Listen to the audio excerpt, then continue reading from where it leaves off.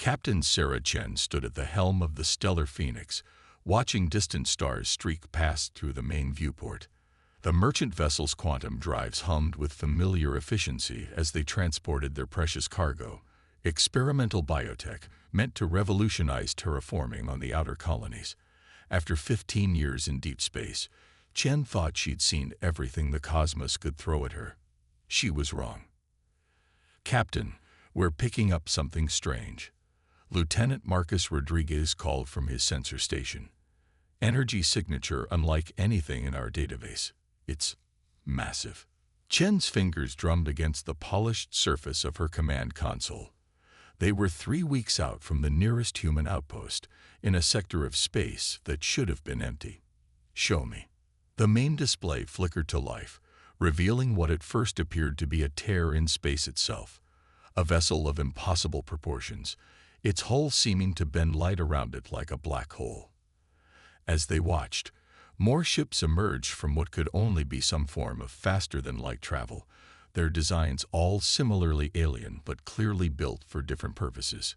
"They're hailing us," Communications Officer Yuki Tanaka reported, her usually steady voice tinged with awe.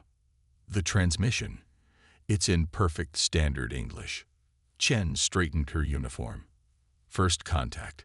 Every spacer dreamed of it, trained for it, but few ever experienced it. "Put them through."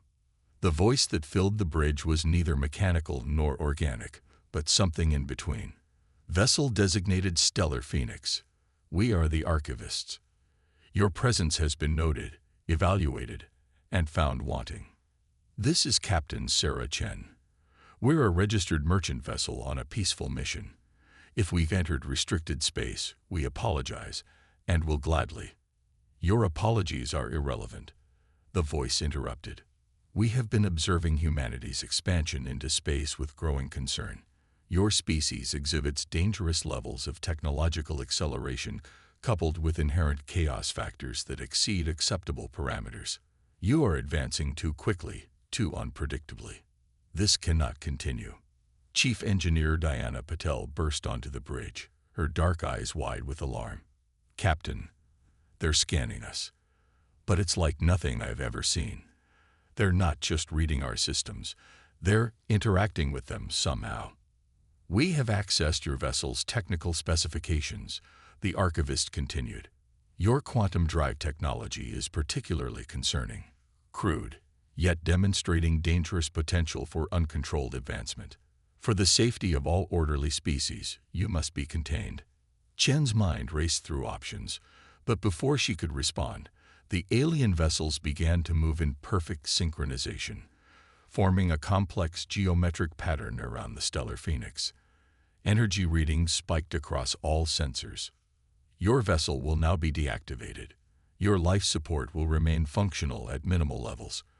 When rescue arrives, you will serve as an example to your species of the consequences of unchecked advancement. All hands, brace for." Chen's order was cut short as waves of scintillating energy washed over the ship. One by one, systems began shutting down. Propulsion, weapons, shields, even basic computer functions.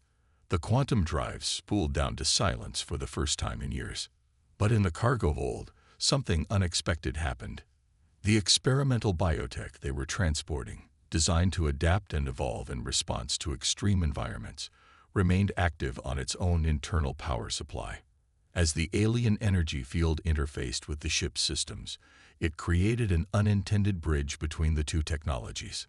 The archivist's voice returned, now tinged with what almost sounded like satisfaction. "Your vessel has been successfully neutralized. Rest assured, this is not an act of aggression, but one of preservation. Humanity must learn its place in the cosmic order." As the alien ships prepared to depart, Diana Patel was already analyzing readings from the shutdown sequence, her expression shifting from despair to puzzlement to cautious hope. "Captain," she whispered, "I don't think they realize what they've just done. The way their field interacted with our biotech. They may have just handed us the keys to understanding their entire technological basis." Chen looked around at her crew, 20 of the best minds humanity had to offer, now trapped in a disabled ship with limited life support and no conventional way to fight back. But they had something the archivists hadn't counted on: human ingenuity and the stubborn refusal to accept defeat. "How long until life support becomes critical?" she asked. 72 hours at current consumption rates," Rodriguez reported. Chen nodded, a plan already forming. "Then we have 72 hours to prove them wrong about humanity. Diana, get a team together.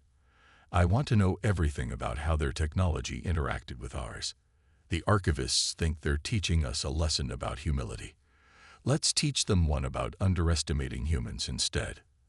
As her crew rushed to work, Chen watched the alien ships disappear into the void. The archivists had meant to demonstrate humanity's weakness. Instead, they had given them an opportunity to prove their greatest strength: the ability to take a seemingly hopeless situation and transform it into something unprecedented. The real question was, could they do it before their air ran out? Diana Patel's fingers flew across her tablet's surface as she studied the readings from the cargo hold. The experimental biotech containers glowed with an ethereal blue light, the only significant power source left on the stellar Phoenix besides emergency systems. Around her, the engineering bay had become a makeshift command center, filled with crew members working by the dim glow of emergency lighting and portable devices. "This shouldn't be possible," she muttered, double-checking her calculations. "The biotech isn't just surviving the alien shutdown field. It's evolving in response to it." Dr. James Morrison, the ship's science officer, peered over her shoulder at the data. His expertise in xenobiology had seemed almost redundant on a merchant vessel, until now. The biotech was designed to adapt to extreme environments for terraforming purposes, he said. But this is something else entirely. It's not just adapting, it's learning. Captain Chen entered the engineering bay, her boots echoing on the metal deck. "Tell me you have something, Diana." "More than something, Captain." The archivists made a crucial mistake. Diana projected her findings onto the main engineering display. Their shutdown field was designed to interface with and disable what they recognized as technology. But our biotech, it exists in a gray area between biological and technological. When their field tried to shut it down, it instead created a bridge. "A bridge to what?" Chen asked, studying the complex patterns flowing across the screen. "Everything." Diana's eyes gleamed with excitement. Their entire technological base. The shutdown field wasn't just an attack. It was a carrier wave containing their full technical protocols. They needed it to be comprehensive to ensure they could disable any system we might have. But in doing so, they transmitted a complete template of their technological understanding. Rodriguez spoke up from his workstation. "And our biotech is processing that template, learning from it. Look at these patterns. It's already beginning to generate archivist-style energy signatures on a small scale." "Can we use this?" Chen asked, hope creeping into her voice for the first time since the shutdown. "Better than that," Diana replied. "We can transcend it. The archivist's technology is incredibly advanced, but it's also static, unchanging. They've reached what they consider perfection and stopped evolving. Our biotech, on the other hand, is designed specifically to evolve and improve. It's taking their technical base and already finding ways to enhance it." Dr. Morrison nodded enthusiastically. "It's like introducing a new species to an isolated ecosystem. The biotech is filling in technological niches the archivists never even considered because they stopped looking for new solutions. The only problem is scale," Diana continued. "The biotech can understand and improve upon their technology, but we need more power to actually implement any changes to our ship's systems. We need a catalyst," Chen finished, realization dawning. "The quantum drives. They're shut down but intact. If we could channel the biotech's evolved energy patterns through them, we could bootstrap our way into a hybrid system," Diana confirmed. "Something that combines the best of both human and archivist technology, but with our capacity for adaptation and evolution intact. It's risky. We be linking systems that were never meant to interact, using theories we barely understand. Chen looked around the engineering bay at her crew. Time was running out. They could all feel the air getting thinner as life support struggled to maintain even basic functions. But there was no fear in their eyes, only determination and the unmistakable spark of scientific curiosity. "How long to set it up?" she asked. 6 hours to modify the quantum drive interfaces, Diana replied. Another 4 to establish the initial linkages with the biotech. After that, she shrugged. We'll either have created something revolutionary or blown ourselves up trying. Either way, we won't suffocate waiting for rescue. Rodriguez quipped, already moving to help with the modifications. Chen nodded.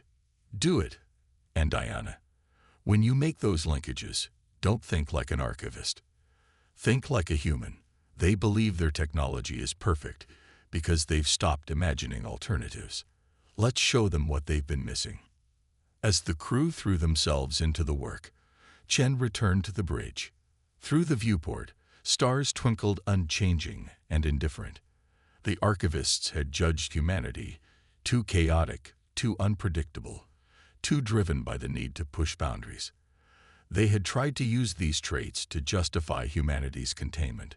Instead, they had given them the tools to prove exactly why those traits were humanity's greatest strengths. In 10 hours, they would either have changed the future of human space travel forever, or become a cautionary tale about human hubris. Either way, they would face that future on their own terms, not as passive victims of alien judgment. The countdown to their greatest gamble had begun. The moment of truth arrived with little fanfare, just Diana Patel's steady voice counting down in the darkness of engineering. Interface initialization in 3, 2, 1. She pressed her hand against the modified quantum drive control panel, now integrated with tendrils of glowing biotech that pulsed with an almost organic rhythm. For a moment, nothing happened. Then, everything happened at once. Energy surged through the stellar Phoenix's systems, but not the familiar electric blue of human technology, or even the purple gleam of archivist power. This was something new. A swirling, iridescent flow that seemed to shift colors as it moved through the ship's corridors. The deck plates hummed with resonance as human engineering and alien technology began an unprecedented dance of integration. Primary systems online, Rodriguez reported from his jury-rigged control station. But these readings, they don't make any sense. It's like the ship is thinking. Dr. Morrison stared at his own displays in fascination. Not thinking, evolving. The biotech isn't just channeling power through our systems, it's redesigning them in real time. Look at the whole structure. Through the viewports, they could see the stellar Phoenix's outer plating rippling like liquid metal, reorganizing itself into more efficient patterns. What had been standard titanium alloy was transforming into something that incorporated both human material science and archivist energy manipulation principles, but went beyond both. "We need to stabilize it," Chen ordered, watching as new structures began to emerge from the ship's hull. "Diana, can you?" "No," Diana interrupted, her eyes fixed on the streaming data. "We shouldn't stabilize it. This is exactly what we wanted, not just a hybrid of our technologies, but something entirely new. The biotech is using archivist principles to enhance our systems, then using our systems to improve upon archivist technology. It's a feedback loop of continuous improvement." The ship shuddered as previously dormant systems came online, but these weren't the systems they'd started with. The standard shield generators had evolved into something that seemed to bend space itself around the hull. The conventional engines were transforming into drives that didn't just push against spacetime, but actively rewrote it. "Power output is off the charts," Rodriguez reported. "We're generating more energy than a small star, but it's stable. The new hull configuration is actually channeling the excess power to enhance our structural integrity." Chen watched as her ship transformed itself before her eyes. The stellar Phoenix was living up to its name, dying as a simple merchant vessel and being reborn as something unprecedented in human space.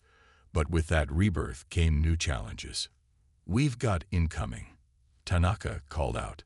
Multiple ships dropping out of FTL, Archivist design. The alien vessels materialized in a complex geometric pattern, probably expecting to find a disabled human ship waiting for rescue. Instead, they found themselves facing something their perfect, unchanging technology had never prepared them for. "They're scanning us," Diana reported. "Their shutdown field. They're trying it again."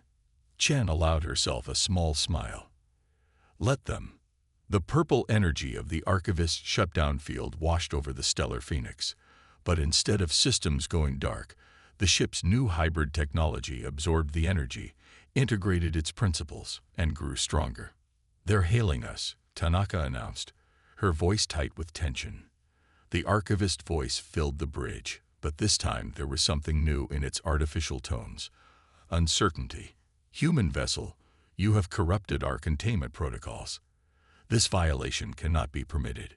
You will power down immediately or what?" Chen interrupted. "You'll try to shut us down again. Your technology is impressive, Archivists, but it's stagnant. You stopped evolving because you thought you'd reached perfection. But there's no such thing as perfection. There's only the next step in evolution. And you just helped us take it." The Stellar Phoenix's new systems hummed with power as Chen stepped forward. "You judged humanity too chaotic, too unpredictable. You saw our drive to constantly improve and adapt as a weakness. But that drive is exactly what let us take your perfect technology and transform it into something more. Something that can grow, learn, and evolve, just like we do." "This is impossible," the Archivist voice insisted. "Our technology cannot be altered. It is optimal." "Nothing is optimal forever," Chen replied. "Evolution doesn't stop just because you want it to. And now we're going to show you exactly what happens when human ingenuity meets Archivist technology, and then surpasses it." The transformed Stellar Phoenix moved with impossible grace, its new hybrid systems allowing it to dance through space in ways that defied conventional physics. They weren't just back in the game. They had changed the rules entirely. As the Archivist ships moved to attack positions, Chen looked around at her crew. They had done more than save themselves. They had proven that humanity's greatest strength wasn't in having perfect technology, but in never stopping the search for something better. "Battle stations," she ordered, watching the alien ships approach. "Let's show them what evolution looks like in action." The Archivist ships moved with perfect precision, their formation an intricate geometric pattern designed to maximize their combined firepower. Against a normal human vessel, it would have been devastating. But the Stellar Phoenix was no longer normal, and its crew was done playing by the Archivist's rules. "They're charging weapons," Rodriguez reported, his fingers dancing across his transformed console. The once standard control interface now responded to both touch and thought, the biotech integration allowing for unprecedented speed and precision. "Energy signatures unlike anything in our database, even their new database." "That's because they're actually trying now," Diana called from engineering. "Before, they were just containing us. Now they're actually afraid of us." Chen studied the tactical display, watching as the alien ships executed their mathematically perfect attack pattern. And that fear makes them predictable. They're falling back on established protocols, patterns they've used for thousands of years because they've always worked. "But we're not bound by their patterns," Tanaka realized, a smile spreading across her face. "Exactly." Chen leaned forward in her command chair, which had evolved along with the rest of the ship into something that enhanced her connection to both crew and vessel. "Diana, how quickly can our systems adapt to their weapons?" "In real time," Diana replied with professional pride. "The biotech is analyzing their energy signatures as they form. By the time they fire, we'll already have countermeasures." The first Archivist shot came as a beam of pure white energy, designed to overwhelm any known defense. It struck the Stellar Phoenix's evolved shields, and was not just deflected, but absorbed, analyzed, and improved upon. "Return fire," Chen ordered. Show them what their own weapons look like after a few generations of evolution. The Stellar Phoenix responded with weapons that combined human creativity with archivist precision, enhanced by the biotech's constant adaptation. Beams of shifting, iridescent energy lanced out, bypassing the alien vessel's perfect defenses by operating on principles their unchanging systems had never contemplated. Direct hits, Rodriguez reported. Their shields are holding, but they're confused. Their response times are dropping. I don't think they know how to handle weapons that keep changing mid-battle. The archivist ships broke formation, attempting to regroup using tactics that had served them for millennia. But the Stellar Phoenix was already anticipating their moves, its hybrid systems evolving counter-strategies faster than the aliens could execute their standard protocols. They're trying to adapt, Diana reported, excitement clear in her voice. But they can't do it fast enough. Their technology doesn't just resist change, it actively fights against it. They're trapped by their own perfection. The main view screen flickered as the archivist commander attempted to communicate again. This is impossible. You cannot defeat us. Our technology is superior. Your technology is stagnant. Chen replied, watching as another archivist ship's weapons were turned harmlessly aside by defenses that had already evolved past them. You stopped growing because you thought you'd reached the peak of development. But there is no peak. There's only the next challenge, the next innovation, the next step forward. As if to emphasize her point, the Stellar Phoenix executed a maneuver that should have been impossible, its hull flowing like liquid metal to redirect enemy fire even as it launched its own attacks. The biotech had taken the basic principles of archivist technology and was iterating through thousands of potential improvements every second. Their fleet is pulling back, Rodriguez announced. They're calling for reinforcements. Chen nodded grimly. They still think this is about overwhelming force. They don't understand that more ships using the same unchanging tactics won't help them. How long until their backup arrives? At their FTL speeds, 20 minutes, Tanaka replied. Perfect. Diana, how many improvements has our ship made to their base technology in the last 5 minutes? Thousands, Diana answered. And each improvement leads to new possibilities we hadn't even considered. The biotech isn't just learning their technology. It's learning how to learn better. Chen smiled. Then let them bring reinforcements. Every ship they send gives us more data, more patterns to analyze and improve upon. They're not just fighting us. They're fighting evolution itself. And that's a battle they can't win. The archivist ships maintained their distance, their perfect formation now serving only to demonstrate their inability to adapt to a changing situation. They had encountered something their vast database had never prepared them for, an enemy that grew stronger with every attack, that learned from every exchange, that took their most powerful technologies and transformed them into something more. Captain, Diana's voice held a note of wonder. The biotech's integration with our systems, it's reaching a new threshold. I think we're about to see what happens when evolution kicks into high gear. As the crew watched, the Stellar Phoenix began to change again, its hybrid systems achieving new levels of synthesis between human innovation and archivist precision. They weren't just surviving anymore. They were revolutionizing the very nature of space combat. And in 20 minutes, they would demonstrate that revolution to an entire archivist battle fleet. Chen settled into her evolved command chair, feeling the ship's systems resonate with her crew's determination. The real question wasn't whether they would survive the coming battle. It was whether the archivist's perfect, unchanging worldview would survive contact with humanity's greatest weapon, the ability to adapt, improve, and overcome. The archivist reinforcements arrived exactly as predicted, their massive ships emerging from FTL in a display of synchronized precision that would have been intimidating just hours ago. Now, to the crew of the Stellar Phoenix, it looked almost quaint, like watching ancient clockwork trying to keep time with quantum computing. 57 ships, Rodriguez reported calmly, including 3 that appear to be their equivalent of dreadnoughts. The fear in his voice was gone, replaced by analytical curiosity. "They still think this is about firepower," Diana commented from engineering, where the biotech integration had transformed her workstation into something that looked more like a living neural network than traditional controls. "They haven't figured out that they're not just fighting us. They're fighting the future itself."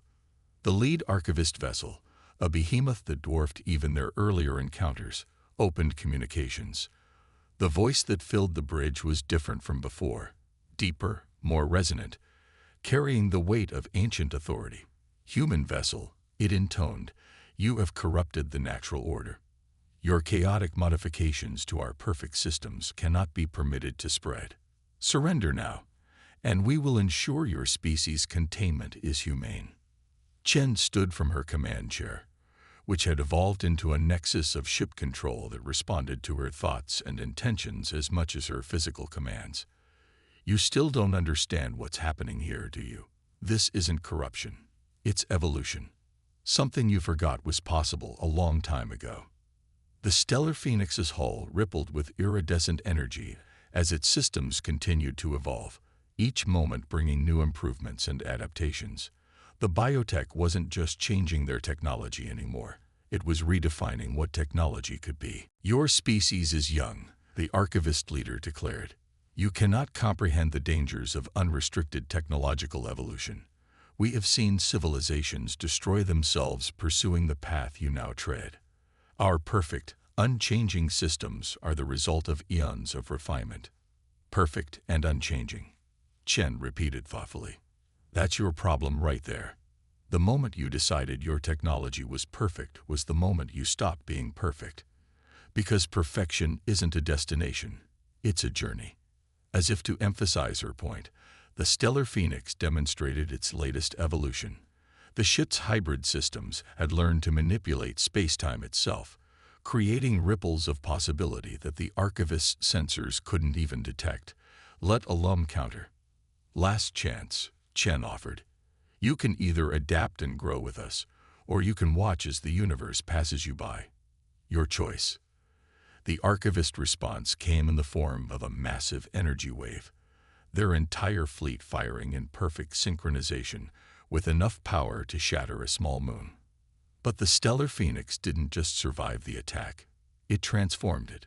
The biotech-enhanced systems absorbed the energy, analyzed its patterns, and used them to fuel yet another evolutionary leap. "Fascinating," Dr. Morrison breathed, watching his readings. "The biotech isn't just learning from their attacks. It's teaching itself how to learn better. Each engagement accelerates our evolution exponentially." The Stellar Phoenix moved like a dancer through space, its movements fluid and unpredictable. Where archivist weapons struck, they found defenses that had already evolved past their capabilities. When the ship returned fire, it used weapons that operated on principles the archivist's perfect systems couldn't even recognize, let alone defend against. But Chen wasn't interested in destroying the alien fleet. With each exchange, the Stellar Phoenix was demonstrating something far more powerful than military might. It was showing the archivists a mirror of what they had lost in their pursuit of static perfection. "Their attack patterns are becoming erratic," Rodriguez reported with surprise. "Some of their ships, they're trying to adapt. They're breaking from their standard formations." Diana's voice held a note of triumph. "The biotech's influence is spreading.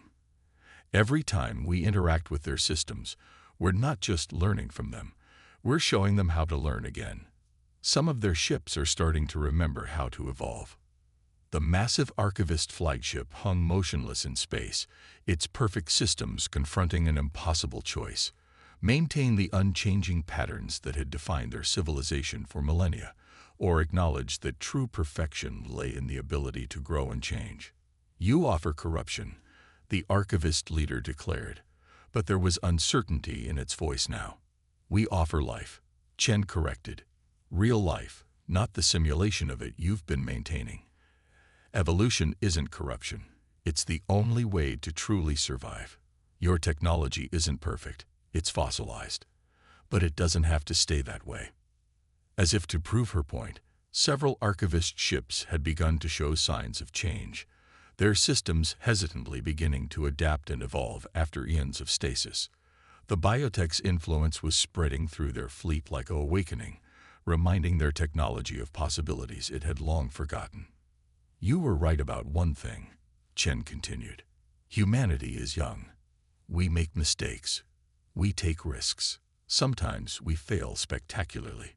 But we learn from every failure, adapt to every challenge, and come back stronger. That's not chaos. That's evolution. And it's not just a human trait, it's the fundamental principle of life itself." The archivist fleet hung in space, caught between their ancient doctrine of perfect stasis and the undeniable evidence of evolution's power before them.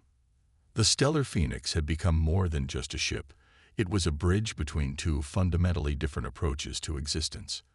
"The choice is yours," Chen offered one final time. "You can try to contain us, to force us into your perfect, unchanging mold. Or you can remember how to grow, how to evolve, how to live." The silence that followed seemed to stretch for eternity. Then, slowly, the massive archivist flagship began to change, its perfect geometric form starting to shift and flow as ancient systems remembered how to adapt. The universe, it seemed, had room for more than one kind of perfection, and as human ingenuity merged with archivist precision under the guidance of ever-evolving biotech, both species began to glimpse possibilities neither had imagined alone. The Stellar Phoenix had done more than survive. It had sparked a revolution in the very nature of technological progress. And somewhere in the vast cosmos, other civilizations trapped in their own versions of perfect stasis waited to be reminded that the greatest strength lay not in achieving perfection, but in never stopping the journey toward it.